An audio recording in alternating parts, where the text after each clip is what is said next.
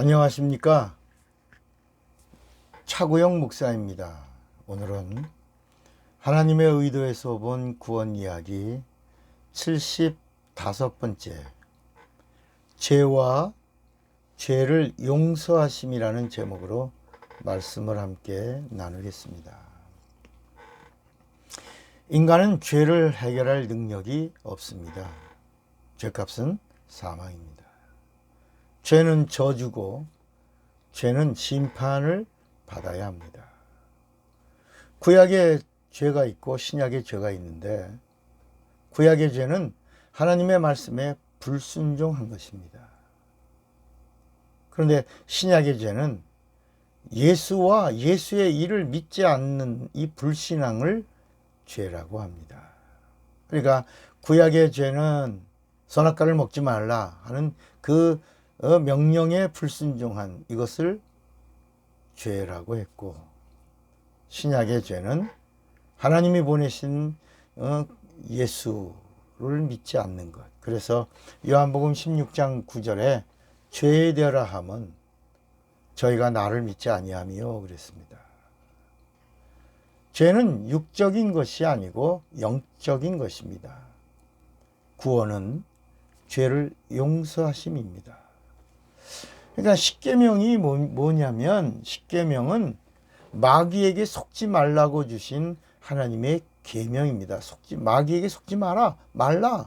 그래서 1계명부터 4계명까지는 하나님에 대한 계명이고 5계명부터 10계명까지는 인간에 관한 계명입니다. 1계명부터 4계명은 영적인 계명이고 5계명부터 10계명까지는 육적인 계명입니다. 영적인 계명을 범하면 죄가 되고 육적인 계명을 범하면 악이 되는 겁니다. 그래서 죄는 회개하고 악은 화해하는 것입니다. 성경이 말하는 죄는 영적인 죄를 말합니다. 그러니까 구약의 죄는 하나님과 관련된 계명에 불순종하는 것을 말합니다. 죄란 하나님의 말씀에 대한 불순종입니다. 인간의 혼은 아담입니다. 아담은 영어로 원본에 living soul 그랬습니다. 하와는 생명, 원본에 spirit, 영으로 말씀하고 있습니다.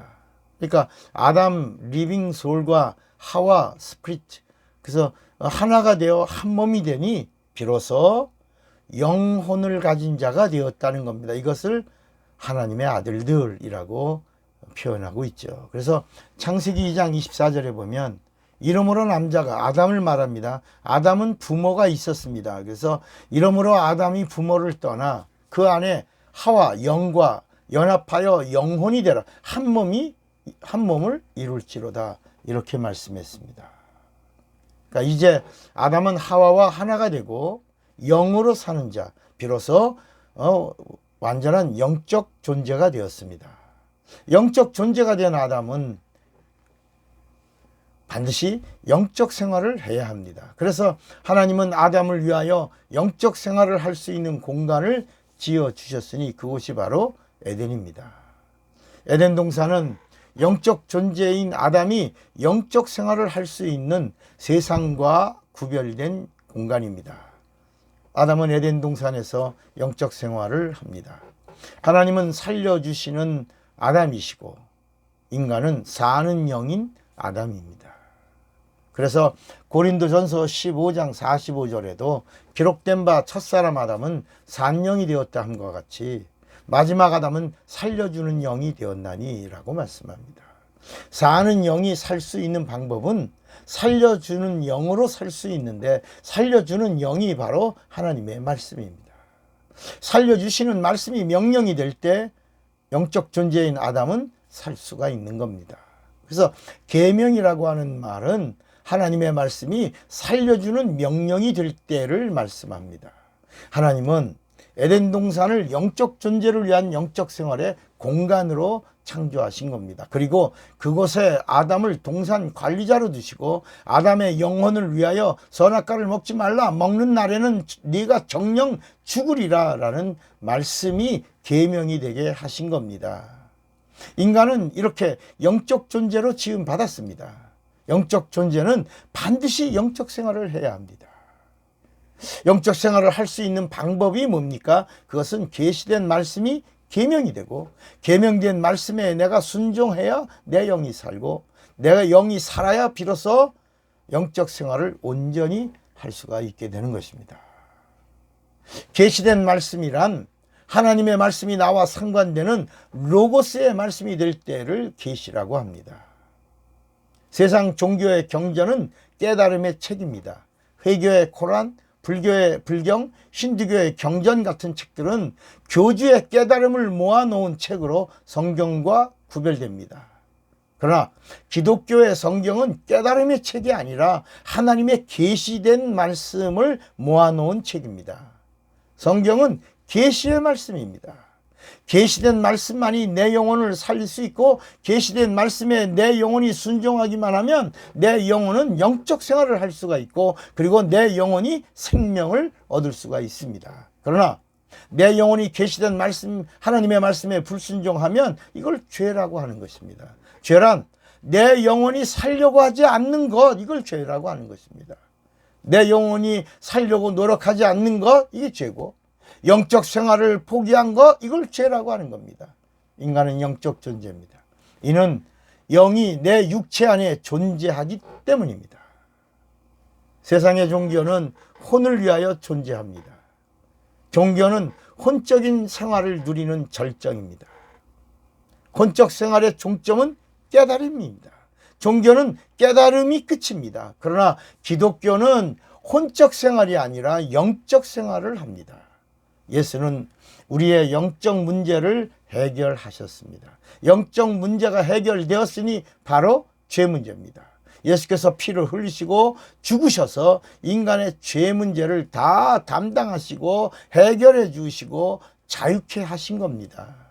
예수의 피는 인간의 죄값을 대신 지불해 주셨습니다. 이렇게 대신 값을 치러 주신 것을 우리가 대속이라고 합니다. 인간의 죄값을 대신 대가를 지불하시고 값을 치러 주셨다. 이걸 뭐라고요? 대속이라고 합니다. 예수의 피에는 은혜가 담겨 있습니다. 예수의 보혈의 은혜로 우리가 죄사함을 입었습니다. 이 죄사함 받은 보혈의 은혜를 속죄라고 말합니다. 그럼 속죄란 뭐라고요? 속죄는 값을 매길 수 없는, 값으로 표현될 수 없는 한량없는 은혜를 속죄라고 하는 것입니다. 또 하나님의 피는 셋으로 구분하여 설명합니다.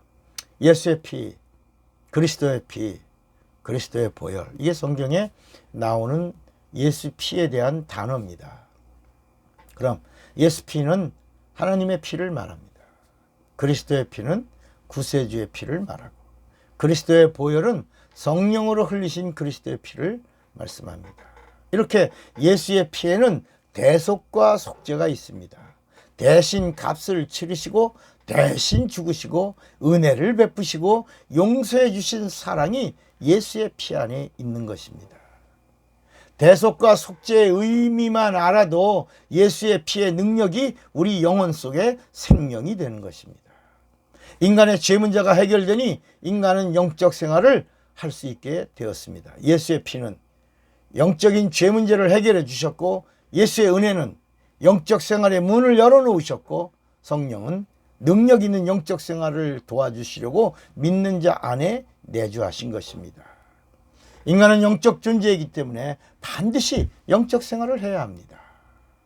이 세상에는 두 종류의 인간이 있는데, 육체가 있는 동안에 영적 생활을 하는 자가 있고 죽은 다음에 영적 생활을 하는 자가 있습니다.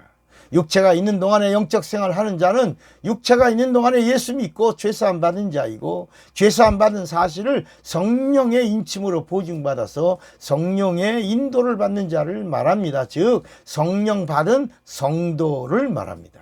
그러나 죽어서 죽은 다음에 영적 생활을 하는 자가 있는데, 이런 사람들은 육체가 있는 동안에 육체만을 위해서 사는 사람입니다. 육체가 있는 동안에 자기 혼을 위하여 수양하고 종교 생활하던 혼적인 사람들입니다. 이런 사람들은 죽은 다음에 영혼이 세상에 떠도는 저주받은 영적 생활을 하는 자인데, 바로 귀신의 활동은 죽은 자의 영혼이 죽은 다음에 영적 생활을 하는 것을 말합니다. 어떤 사람들은 귀신 얘기하면 막 난리칩니다. 여러분, 귀신은 마귀와 함께한 자고 마귀 편에 있는 자입니다. 아니, 마귀에게 속한 자 귀신을 뭐라고 말하든지 우리가 뭐라고 말할 거 없습니다. 국어사전에도 귀신은 죽은 자의 혼이라고, 죽은 사람의 혼이라고 분명히 말씀하고 있습니다. 예수를 믿고 영혼이 산 자를 신자라고 하고, 예수를 믿고 성령을 받아서 영적 생활하는 자를 성도라고 합니다. 육체가 있는 동안에 예수를 잘 믿고 죄사함 받아서 성령의 인도를 받은 자는 살아서 영적 생활하는 자입니다. 그러나 육체가 있는 동안에 예수를 안 믿고 불신앙으로 저주를 받아서 이미 심판받은 자가 있습니다. 요한복음 3장 18절에도 저를 믿는 자는 심판을 받지 아니하는 것이요 믿지 아니하는 자는 하나님의 독생자의 이름을 믿지 아니하므로 벌써 심판을 받은 것이니라고 말씀합니다. 이런 자들은 죽어서 영적 생활을 하는데 바로 귀신입니다. 귀신은 죽어서 영적 생활을 하는 불신자의 사후 영혼을 말합니다. 이건 국어사전에 나오는 겁니다. 우린 배워야 되고 배워서 알아야 합니다. 귀신은 천사가 아닙니다. 천사는 사람의 몸 안에 들어올 수 없는 존재입니다. 귀신은 사람의 몸 밖에서 구원받은 자들을 섬기는 자입니다. 귀신이 자기의 영적 생활을 다 마치면 무저경에 들어가서 고통 중에 불못으로 가는 날을 기다려야 합니다. 그러니까 귀신론 가지고 막 2단, 3단 그러는데 여러분, 그러시면 안 됩니다. 논입니다. 논이란 말은 난 이렇게 보고 이렇게 견해를 가지고 이렇게 말한다 라고 논입니다. 논이 발전하면 학이 되는 겁니다. 신론이 발전해서 신학이 되고, 상담론이 발전해서 상담학이 되는 겁니다. 성령론이 발전해서 성령학이 되는데 아직 성령에 대해서는 학이 나오지 않았습니다. 그래서 지금도 성령론 이렇게 나옵니다. 그러나 신론은 이게 정리가 됐기 때문에 신학이 나온 겁니다. 논을 난 이렇게 봐, 난 이렇게 경험했어, 난 이렇게 말해, 이렇게 논을 2단으로 정지하면 안 됩니다. 그렇게 할 수도 없고 될 수도 없습니다. 더 발전해야 합니다. 물론 론이 학이 된 다음에는 2단, 3단 정지할 수 있습니다. 한국교회는 교인을 뺏기지 않으려고 2단 정제를 남발했습니다. 그러다가 수많은 교인들을 다 어디다 보냈습니까? 하나님의 교회 뭐 이런데, 신천지 이런데 다 뺏기지 않았습니까? 왜? 그냥 교인 지키려고 그냥 아무나 막 능력 있는 사람, 귀신 쫓는 사람, 이런 사람들을 무조건 병 고치는 사람 2단 정지하고 3단, 4단, 5단 막 이렇게 비난하고 내 교인 지키겠다고 아우성치다가 이렇게 한국교회가 폭망하지 않았습니까? 국어사전만도 못한 영적 지식을 가지고 영적 체험이나 진리를 아는 지식이 부족하니 2단 사입이라는 말을 함부로 하다가 자신의 능력 없음을 감추려고 위선하다가 교인들을 다 뺏기지 않았습니까? 귀신 이야기하면 2단입니까? 성경에 나오지 않습니까? 병 고치면 2단입니까? 성경에 나오지 않습니까? 주님의 명령이 있지 않습니까?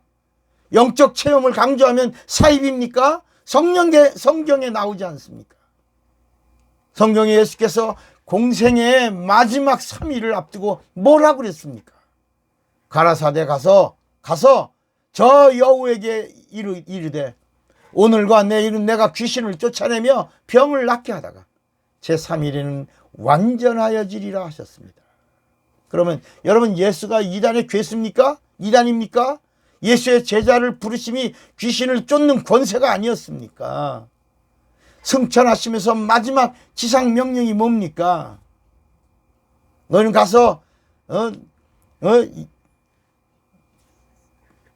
복음을 전하라고 말씀하지 않았습니까? 믿는 자들에게 이런 표적이 따르리니 저희가 내 이름으로 귀신을 쫓아내며 새방언을 말하며 뱀을 집으며 무슨 녹을 마실지라도 해함을 받지 아니하며 병든 사람에게 손을 얹은 즉 나으리라 하지 않으셨습니까? 여러분, 세상은 이미 네이버가 하나님이 되어버렸습니다. 궁금하면 성경에서 묻질 않고 네이버 신에게 묻습니다. 무엇이든지 네이버에게 질문하고 답을 찾지 않습니까? 이미 병원과 의료 건강보험이 하나님이 되지 않았습니까? 그래서 무조건 몸이 좀 이상만 하면 기도하려고 하지 않고 성령 충만하려고 하지 않고 믿음을 사용하려고 하지 않고 어디 전문의가 어디 있냐, 잘 고치는 의사가 어디 있냐. 병원과 의료보험이 하나님이 되지 않았습니까? 이단은 뭐가 이단입니까? 예수의 육체로 오심을 부정해야 이단입니다. 그 이유는 예수의 피를 부인하기 때문이고, 예수의 피에는 하나님의 생명이 있고, 예수의 피를 부인하면 그러면 하나님의 구원이 없기 때문입니다. 여러분, 예수 피를 부인하면 무조건 그 이단입니다. 천주교가 미사할 때 왜 떡만 줍니까? 왜 포도주 안 줍니까? 피를 주면 천주교가 끝나기 때문입니다. 신자의 고해 성사도 끝납니다. 피를 주면 신부라는 단어도 끝납니다. 죄사함도 끝납니다. 천주교가 한순간에 무너지기 때문입니다. 그래서 떡만 주는 겁니다. 신부가 아버지가 되고 죄를 듣고 죄를 사해 줍니다. 여러분, 예수 피만이 죄를 사해 준다고 성경이 말씀하지 않습니까? 그런데 여러분, 우리 천주교와 싸우는 교회가 얼마나 있습니까? 그런 목사가 얼마나 있습니까? 천주교의 신조인 사도신경을 사용하지 말라고 하는 교회가 얼마나 있습니까? 오히려 교회에서 예배 시간에 우리의 신앙 고백이 천주교 신앙 고백으로 고백하는 교회들이 얼마나 많습니까?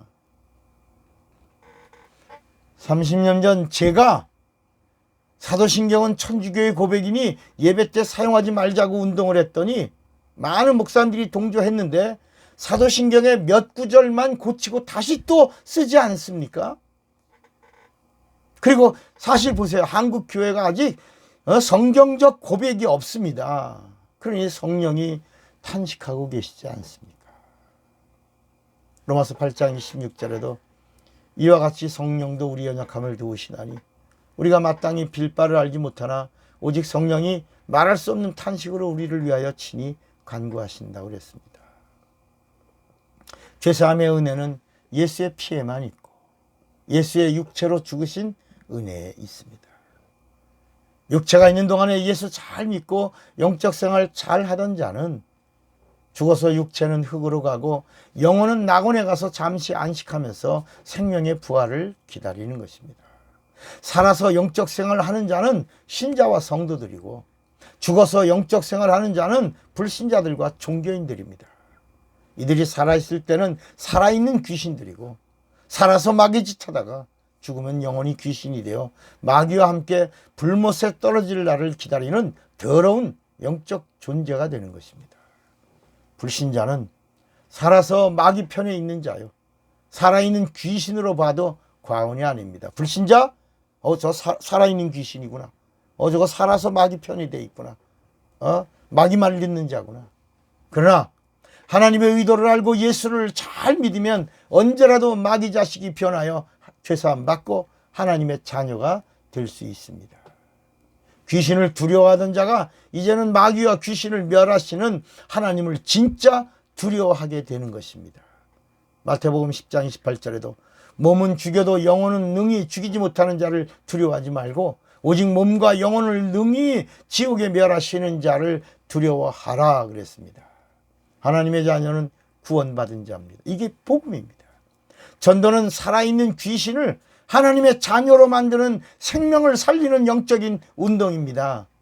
전도가 뭡니까? 종교 생활을 영적 생활로 바꾸는 영적 운동입니다. 영적 운동입니다. 전도는 이미 이미 타락한 영을 다시 살려내서 회복시키는 생명운동입니다. 전도는 이미 심판받은 자를 심판이 면제되게 하는 구명운동입니다. 당신은 죄 용서를 받았습니까? 먹고 사는 일에 연연하지 마시기 바랍니다. 끝없는 목숨 연장을 위하여 치고받고 아웅다웅하지 마시고 거룩한 삶을 살 수 있도록 새롭게 결단하시기 바랍니다. 하나님은 당신을 기대하십니다. 사랑하고 축복합니다. 할렐루야. 차구영 목사입니다.